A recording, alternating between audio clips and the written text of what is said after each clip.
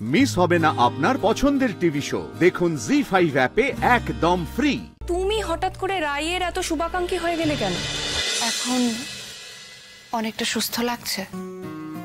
ও বিক্রম, বলছি একটু ঘরে গিয়ে দেখ তো বাবা কি হচ্ছে। অনির্বাণকে বুঝিয়ে সুঝিয়ে বাড়ি চলে যেতে বল। আমরা আমাদের মেয়েটাকে নিয়ে আগে বাড়ি যাই, তারপরে ওখানে ওরা ওদের বোঝাপড়া করুক না। এভাবে অন্যের বাড়িতে এসে ঝগড়া ঝাঁটি অশান্তি ভালো দেখায়? তুই বল। আমার একদম ভালো লাগছে না বিক্রম। সত্যি নিহাত ওনারা যথেষ্ট ভদ্রলোক, তাই এই সমস্ত হুজ্জুতি সহ্য করছেন। আমি তো বুঝতেই পারছি না অনির্বাণদার এখানে আসার কি দরকার ছিল। তোরও এখানে কি দরকার ছিল আসা, সেটাও আমি বুঝতে পারছি না। বিশ্বাস কর, অনির্বাণ এসে ঝামেলা করছে তো কি হয়েছে, নাহলে তুই ঝামেলা করতিস। মা আমি যাচ্ছি, আমি গিয়ে দেখি কি কথাবার্তা হচ্ছে, তারপরে সে তোমায় জানাচ্ছে। দাদা ভাই, তুই আমাকে যতই আজে বাজে সন্দেহ করিস না কেন, আমার যেটা বলার দরকার আমি বলবোই। বারবার ওই একটা মানুষ। মা দেখো, এবারেও ওই অনির্বাণদা দিদিভাইকে ঠিক পটিয়ে ফেলবে, আর দিদিভাই ওর ভালো ভালো কথার ফাঁদে পড়বে। আর কতবার মা, কতবার ওই ঘুরে ফিরে একটা মানুষের কাছে দিদিভাই বারবার চোট পাবে, বারবার কতবার আরো ধাক্কা খাবে। মা প্লিজ ওকে তুমি বারণ করো, বারণ করো ওকে।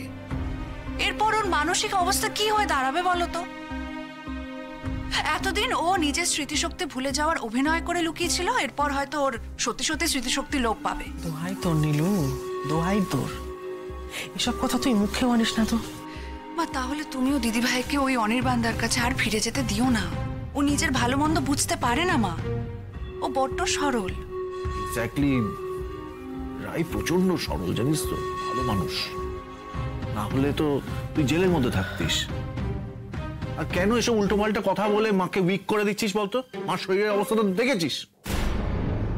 আরে বাবা, অনির্বাণের রায়ের কাছে থাকার চেয়েও না আমার ভয় হয় তোর ওখানে থাকা। তুই অনেক বেশি ডেঞ্জারাস। যাকে তোর সাথে আমার কথা বলতে ইচ্ছা করছে না। না তুই তো একবার চেষ্টা করেছিস না, রাইকে যেই সম্পত্তিটা অনির্বাণ লিখে দিয়েছিল সেটা পুরো নিয়ে নেওয়ার চেষ্টা করেছিস, কিন্তু তুই পারিসনি। কে জানে, তুই আবারও চেষ্টা করতে পারিস, আর সেই চেষ্টা করতে গিয়ে রাইকে আবারও খুন করার চেষ্টা করতে পারিস তুই। আমি দিদিভাইয়ের সঙ্গে এরকম কিচ্ছু করিনি, সেটা কোর্টেও প্রমাণ হয়ে গেছে। সবকিছুর মূলে ওই কোয়েল, ওই কোয়েল আমাকে ফাঁসানোর চেষ্টা করেছে। তার জন্য আমার নামটা জড়িয়ে গেছে এই কেসটায়। ঘটনা চক্রে আমি কোয়েলের সঙ্গে ছিলাম বলে পুলিশ আমাকে ধরে নিয়ে গেছিল। আর কতবার বলবো এক কথা? হ্যাঁ, ঘটনা চক্রে? তাই নাকি? মানে এই পুরো ব্যাপার যা আজ পর্যন্ত ঘটেছে সবটা ঘটনা চক্রে?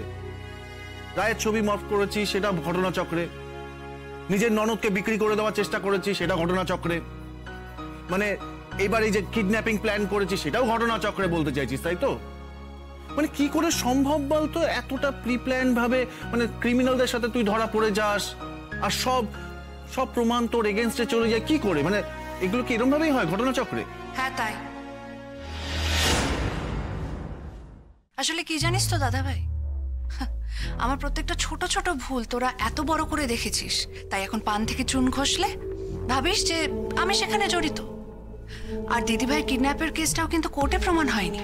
না প্রমাণ হয়নি মানে এটা নয় যে কোর্ট তোকে ছেড়ে দিয়েছে। তুই যে ওখানে ইনভলভ ছিলি সেটার পুরো প্রমাণ এখনো কোর্টের কাছে নেই বলে কোর্ট তোকে বেল দিয়েছে, তোকে পুরোপুরি ছেড়ে দেয়নি বা কেস তুলে নেয়নি কিন্তু। আর তুই নিজেকে বের করার জন্য ওই শকুনি উকিলকে কি প্রাইস পে করেছিস সেটা আমার ভাবতেও ঘেন্না লাগছে কিন্তু। দাদা ভাই একটু থাম না রে, একটু থাম না রে তোরা বিক্রম এখানে।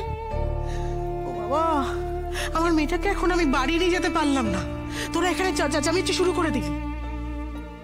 হ্যাঁ রে নীলু, এটা যে একটা ভদ্রলোকের বাড়ি, তুই কি সেটা ভুলে যাস নাকি রে? মা, হ্যাঁ আপনি ঠিক আছেন? ঠিক আছি। ওদিকে কি খবর? রায় কি করছে? অনির্বাণ কোথায়? মা ওরা পাশের ঘরে আছে, নিজেদের মধ্যে একটু বোঝাপড়া করছে। বোঝাপড়া? তার মানে আমি যেটা এতক্ষণ ধরে ভয় পাচ্ছিলাম সেটাই হবে নাকি?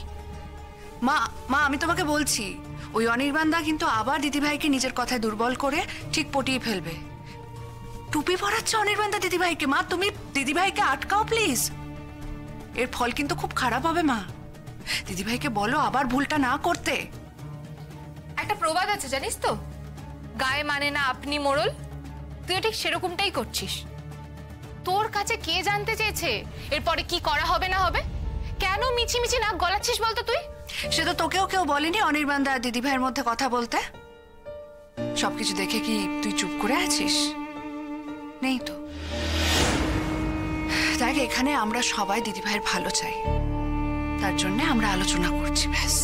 1 মিনিট। সবাই মানে তুমি রাইয়ের ভালো চাও, আর এটা আমাদের বিশ্বাস করতে হবে। আমি না একটা জিনিস বুঝতেই পারছি না, যে তুমি হঠাৎ করে রাইয়ের এত শুভাকাঙ্ক্ষী হয়ে গেলে কেন? মানে এই কয়েক বছর ধরে তুমি তো ওর ক্ষতিই করে গেছো, কোনোদিন তো ভালো কিছু করতে দেখিনি। আর এখন যদি রাই আর অনির্বাণের প্যাচ আপ হয়, আর তাতে যদি রাইয়ের কিছু ক্ষতি হবার সম্ভাবনাও থাকে, তাহলে তো সব থেকে খুশি হওয়ার কথা তোমার। বরং তোমার এই অতিরিক্ত কনসার্নটা দেখে তো আমি অবাকই হচ্ছি। না 1 মিনিট, কি বললে তুমি? রাই আর অনির্বাণের প্যাচ আপ? মানে আমি বুঝতে পারছি না। একটা সন্দেহবাতিক লোককে আবার, নেভার, হতেই পারে না এটা।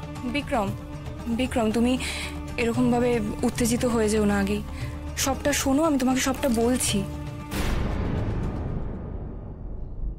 সেদিন যখন প্রথমবার তোমাকে আসতে দেখেছিলাম, যেদিন প্রথমবার তুমি বাড়িতে এলে, সেদিনই কেমন যেন আমার মনে হতে শুরু করেছিল আমি আবার হেরে যেতে শুরু করেছি। আবার আমার অতীত চারপাশ দিয়ে আমাকে ঘিরে ধরছে। আর বোধহয় আমার হারিয়ে যাওয়া হলো না। আমি আবার তলিয়ে যাচ্ছি সেই নিজের কাছেও স্বীকার করতে ভয় পাওয়া ভালোবাসার চোরাবালিতে। কি করব বুঝতে পারছিলাম না। এখান থেকে পালাবো নাকি হাল ছেড়ে দেব? সেই সিদ্ধান্তটা নেওয়ার আগেই তোমরা সবাই আমার চোখের সামনে চলে এলে। বারবার যেটা হয়ে থাকে, এমনটাই হয় আমার সঙ্গে প্রত্যেকবার। আমি আগুনে ঝাঁপ না দিতে চাইলেও আগুন চারপাশ থেকে এসে আমাকে ঘিরে ধরে, পুড়ে ছাই হয়ে যাই আমি।